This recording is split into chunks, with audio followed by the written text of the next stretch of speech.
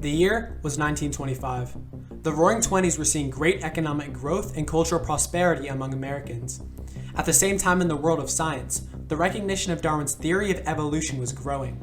Along with the growth of recognition came an increase in opposition. Laws would later be put in place preventing the teaching of Darwin's theory of evolution.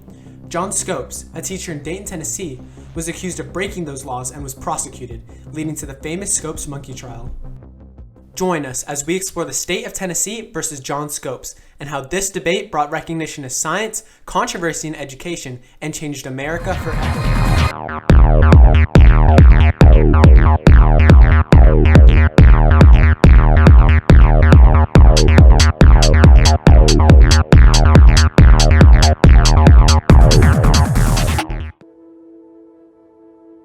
William Jennings Bryan was a three-time presidential candidate and a notable adversary of Darwinism. Bryan grew up deeply religious, leading him to become opposed to Darwinist ideas, believing that the theory provided for many problems in society such as hate and division. Bryan would go on to lead fundamentalist movements against Darwinism and would oversee the prosecution of John Scopes in the trial as the perfect antagonist to Darwin's theory of evolution. The American Civil Liberties Union, or ACLU, was an organization founded in 1920 with the intent of defending the constitutional rights of American citizens. The Butler Act, introduced by John Butler in 1925, was a Tennessee law prohibiting school teachers from contradicting the biblical account of mankind's origin. In response, the ACLU made it clear that they would defend any teacher accused of violating it. A celebrated lawyer by the name of Clarence Darrow had a history of butting heads with William Bryan over evolution, previously sparring with him in the press and in debates. The ACLU provided Darrow and would convince someone to act as the defendant in the challenge to the law, John Thomas Scopes. Well, Scopes was a 24-year-old part-time football coach, math, general science, and biology teacher at Rhea County High School in Dayton, Tennessee. John Scopes taught a portion in a textbook about theory of evolution to his students, which violated the Butler Act. On May 5th, Scopes would agree with the ACLU to stand as the defendant to challenge the law. Now let's take a deep dive into the debate and see what actually happened. After Scopes agreed to participate in the trial, he was placed under arrest but was immediately bailed out for $500. Bryan agreed to participate in the trial on the side of the prosecution. Several days later, the well-known attorney Clarence Darrow took the side of the defense. Starting on July 10th, the two sides argued for 8 days. With the Butler Act constantly being used against the defense, the first big move Darrow had to make was to attack the law. On July 13, Darrow began to give a fiery speech arguing that the Butler Law violates the First Amendment and the freedom of religion, in an effort to declare the Butler Act unconstitutional. With Bryan being cornered, he began to ridicule the scientific principles of the theory of evolution. The next day, Darrow objected to the practice of opening the trial with a prayer, since they were arguing around religion. The judge immediately overruled his objection. This illustrates the general bias towards the prosecutors throughout the trial. After the defense tried to declare the Butler Act unconstitutional for 2 days, on July 15th, Judge Ralston overruled their motion, making their efforts a waste of time and putting them at a huge disadvantage. Later that day, a plea on Scopes' behalf was placed. The prosecution showed evidence of Scopes teaching evolution with the witness. With the help of a zoologist, the defense argued that evolution should be taught as it is a widespread idea. The prosecutors later objected to the use of scientists and experts in the court on the defense's behalf, and the judge ruled in favor. With the defense against the wall, Darrow insisted that Bryan should take the witness stand as an expert, and as Bryan fell into the trap, he was asked scientific questions he couldn't answer, like, when was the Earth created? In this image, Clarence Darrow is shown standing up while interrogating William Jennings Bryan, who is sitting in front of him. The physical stances the men are taking represents Bryan's poor situation in the current part of the debate. The judge immediately tried to stop the heated argument between the two, but Bryan refused to step off the witness stand in an attempt to make his case. Eventually, the judge had to remind them that they were there to establish whether John Scopes did or did not violate the Butler Act. However, this was after Bryan was logically defeated in the portion of the debate.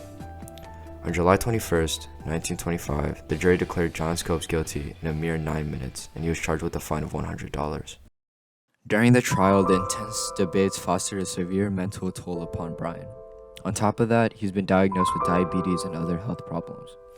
As a result, William Jennings Bryan died in his sleep 6 days later. Bryan's death impacted America greatly. Before the case, he was known as one of the greatest preachers in the whole world. However, with the huge defeat in court after taking the witness stand, his legacy fell into pieces, and the press reported he died of a broken heart. The judge, overruling all of the defense's motions and his favoritism towards the prosecutors, clearly shows the religious dominance over scientific thought at the time. Many years after the verdict, the Scopes trial continued to have lasting effects in form of other debates and bills because of lasting controversies. In 1968, the U.S. Supreme Court case of Epperson v. Arkansas emerged over an Arkansas law forbidding the teaching of human evolution in public schools. Later in 1997, the case of Frela v. Tangipahoa Parish Board of Education occurred over a mandatory disclaimer that teachers in Louisiana had to mention before teaching evolution. Recently in 2012, the Tennessee Academic Freedom Bill was put into place to respect and defend teachers who permit students to contradict rudimentary academic beliefs, such as the theory of evolution and even climate change. A large portion of the way biology has been taught over time has been through the use of textbooks. By taking a look at textbooks before and after the Scopes trial, we can identify differences that illustrate the short-term effects of the trial. Preceding the trial, you can find a variety of stances on evolution in biology textbooks. While a few textbooks published in the early 1900s didn't touch on evolution, most textbooks did include the subject, such as Acidic Biology by George Hunter, which dedicated several pages to evolution. In fact, William Bryan himself once complained about seeing too many monkeys in textbooks, proving this idea of evolution in textbooks before the trial. However, right after the Scopes trial and the conviction of the defendant, the controversy surrounding evolution drastically increased. For instance, a Texas governor in one case demanded the state textbook board to literally cut out the pages mentioning evolution with actual scissors. Subsequently, as a follow-up to his civic biology, George Hunter published a new civic biology, this time with key differences, particularly on evolution. When briefly describing human development suggested by Darwinism, Hunter does not once mention the word evolution, nor go into any depth when describing it, unlike the textbook's predecessor, which describes the theory of evolution in detail, compares humans to monkeys, and even praises Charles Darwin as the great English scientist. The striking differences between the textbooks show just how remarkably impactful the Scopes trial was to science education in America. We had teachers that I used to work with that were so religious they refused to even talk about anything that dealt with evolution. And a lot of the school districts didn't even have chapters in the books on evolution. You know, it was kind of a hot topic, and a lot of students even did not want to talk about evolution.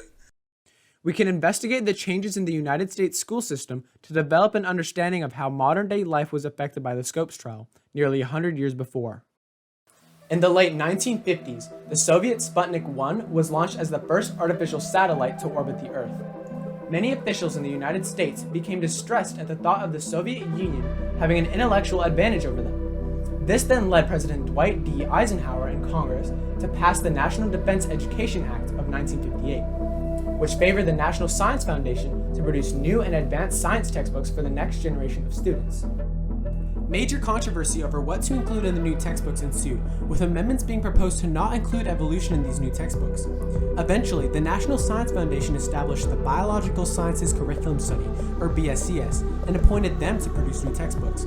The textbooks produced by the BSCS initially faced controversy, but nonetheless became the new textbook standard and were set to put evolution back in the biology classroom, with the Butler Act finally being repealed in 1967, demonstrating cases of diplomacy regarding evolution so long after the trial.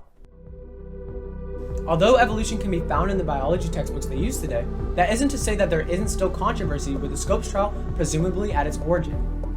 For example, certain political party platforms in some states still oppose the teaching of evolution in the classroom. Some education officials in the state of Kentucky plainly tell their teachers that they should teach other, more religious principles in the classroom. What's more surprising, the state of Alabama to this day requires that textbook manufacturers provide a disclaimer in their books regarding evolution, and to note that it is only a theory. According to a study published in 2007, 13% of biology teachers in the United States highlighted that creationism was a valid and scientifically accurate substitute to evolution, with only 33% of biology teachers presenting evolution in a totally accurate way according to today's modern scientific standards. Using all this information, we can recognize how the Scopes trial had lasting impacts that affect us even today, almost 100 years later. The overall acceptance of America and its classrooms on evolution, along with the continuity of controversy over the topic, allows us to understand that the Scopes trial was an essential part of the recognition of science and Darwinism.